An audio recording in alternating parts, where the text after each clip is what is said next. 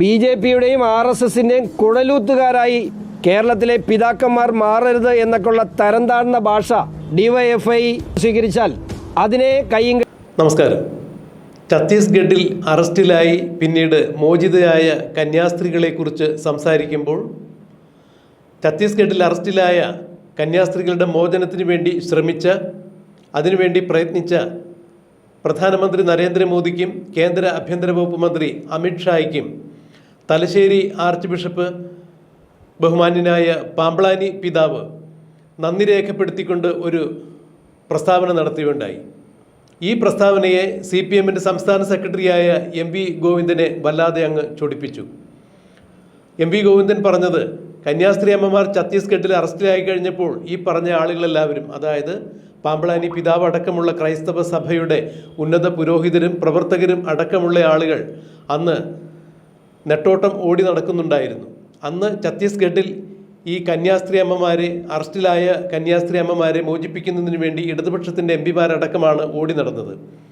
എന്നാൽ പിന്നീട് ഇവർ ജയിൽ മോചിതരായി 9 ദിവസത്തിന് ശേഷം പുറത്തിറങ്ങിയപ്പോൾ നരേന്ദ്രമോദിക്കും കേന്ദ്ര ആഭ്യന്തര വകുപ്പ് മന്ത്രി അമിത് ഷായ്ക്കുമാണ് തലശ്ശേരി അതിരൂപതയുടെ ആർച്ച് ബിഷപ്പായ പാമ്പ്ളാനി പിതാവ് നന്ദി രേഖപ്പെടുത്തിയത്. ഇത് അവസരവാദമാണ് എന്നാണ് MV ഗോവിന്ദൻ പറഞ്ഞത്. ഇതിനെതിരെ കത്തോലിക്ക സഭയുടെ ഗ്ലോബൽ ഡയറക്ടറായ മറ്റൊരു പിതാവ് ഗോവിന്ദൻ്റെ ഭാഷ ഗോവിന്ദച്ചാമിയുടെ ഭാഷയ്ക്ക് തുല്യമാണ് എന്ന് പറഞ്ഞുകൊണ്ട് രംഗത്ത് വന്നിട്ടുണ്ടായിരുന്നു. ഫാദർ കിവിയിലാണ് ഗോവിന്ദച്ചാമിയുടെ ഭാഷയാണ് ഗോവിന്ദനെന്ന് പറഞ്ഞത്. ഇത് DYFIയുടെ അഖിലേന്ത്യാ നേതാവായ BK സനോജിനെ ചൊടിപ്പിച്ചു. സനോജ് പുരോഹിതന്മാർക്ക് നേരെ മൊത്തത്തിൽ ആക്രമണമായി ഇറങ്ങുകയായിരുന്നു.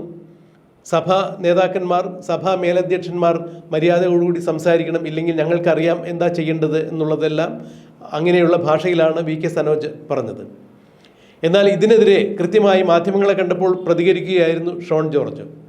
BJPയുടെ സംസ്ഥാന വൈസ് പ്രസിഡൻ്റായ ഷോൺ ജോർജ് പറഞ്ഞത്, ഛത്തീസ്ഗഡിൽ കന്യാസ്ത്രീ അമ്മമാർ അറസ്റ്റിലായി കഴിഞ്ഞപ്പോൾ അവരെ ജയിലിന് പുറത്തിറക്കുന്നതിന് വേണ്ടി പ്രധാനമന്ത്രി നരേന്ദ്രമോദിയും കേന്ദ്ര ആഭ്യന്തര മന്ത്രി അമിത് ഷായുമെല്ലാം അശ്രാന്ത പരിശ്രമം ചെയ്യുകയുണ്ടായി. കേരളത്തിലെ BJP സംസ്ഥാന അധ്യക്ഷനായ രാജീവ് ചന്ദ്രശേഖരും ഷോൺ ജോർജും അനൂപും ആൻ്റണിയും അടക്കമുള്ള നേതാക്കളും ഇതിനുവേണ്ടി പ്രയത്നിക്കുകയുണ്ടായി. അതുകൊണ്ട് തന്നെയാവാം ബഹുമാന്യനായ പാമ്പ്ളാനി പിതാവ് പ്രധാനമന്ത്രിക്കും കേന്ദ്ര ആഭ്യന്തരമന്ത്രി നരേന്ദ്രമോദിക്കും നന്ദി രേഖപ്പെടുത്തിയത്. അത്തരത്തിൽ പിതാവിൻ്റെ ഭാഗത്തു നിന്നും ഒരു നന്ദി പ്രകടനം ഉണ്ടായിക്കഴിഞ്ഞപ്പോൾ പിതാവിനെ അവസരവാദിയെന്നും BJPക്ക് അനുകൂലമായി പിതാക്കന്മാർ സംസാരിക്കാൻ പാടില്ല എന്ന തിട്ടൂരമിറക്കുന്ന MV ഗോവിന്ദൻ്റെ ഈ ശാസനങ്ങളോട്, അല്ലെങ്കിൽ ഇത്തരം തിട്ടൂരങ്ങൾ വലിച്ചു കീറി അറബിക്കടലിലെറിയാൻ ഞങ്ങൾ BJP പ്രവർത്തകർക്ക് അറിയാം. ക്രൈസ്തവ പുരോഹിതന്മാരെ ഭയപ്പെടുത്തുവാനോ അല്ലെങ്കിൽ അവരെ ഭയപ്പെടുത്തി വരുതിയിൽ നിർത്തുവാനോ പിണറായി വിജയനോ MV ഗോവിന്ദനോ ശ്രമിക്കേണ്ടതില്ല. അങ്ങനെ ശ്രമിച്ചാൽ അതിന് കൃത്യമായ ഭാഷയിൽ മറുപടി പറയാനും കൃത്യമായ രീതിയിൽ പ്രതികരിക്കാനും BJP നേതാക്കൾക്ക് അറിയാം എന്നാണ് ഷോൺ ജോർജ് മാധ്യമങ്ങളെ കണ്ടപ്പോൾ പറഞ്ഞത്.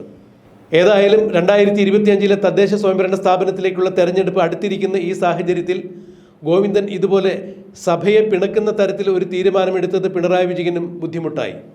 2026 നടക്കുന്ന നിയമസഭാ തെരഞ്ഞെടുപ്പിലൂടെ ഒരു 3.0 ആവർത്തിക്കാൻ, തുടർ ഭരണം ആവർത്തിക്കാൻ കാത്തിരിക്കുന്ന പിണറായി വിജയനെ സംബന്ധിച്ചിടത്തോളം ഗോവിന്ദൻ്റെ വിട്ടുവീഴ്ചയില്ലാത്ത ഈ നടപടികളും പ്രവൃത്തികളും വലിയ ക്ഷീണമാണ് ഉണ്ടാക്കിയിരിക്കുന്നത്. എങ്ങനെയും തുടർഭരണം സാധ്യമാക്കുക എന്ന ഉദ്ദേശത്തോടു കൂടി 2026 നിയമസഭാ തെരഞ്ഞെടുപ്പിനെ അഭിമുഖീകരിക്കാനിരിക്കുന്ന CPMും പിണറായി വിജയനും MV ഗോവിന്ദൻ്റെ, CPMന്റെ സംസ്ഥാന സെക്രട്ടറിയായ MV ഗോവിന്ദൻ്റെ അനുചിതമായ ഈ പ്രസ്താവനയിൽ നീരസം പൂണ്ടിരിക്കുന്നു എന്ന് തന്നെയാണ് അറിയാൻ കഴിയുന്നത്.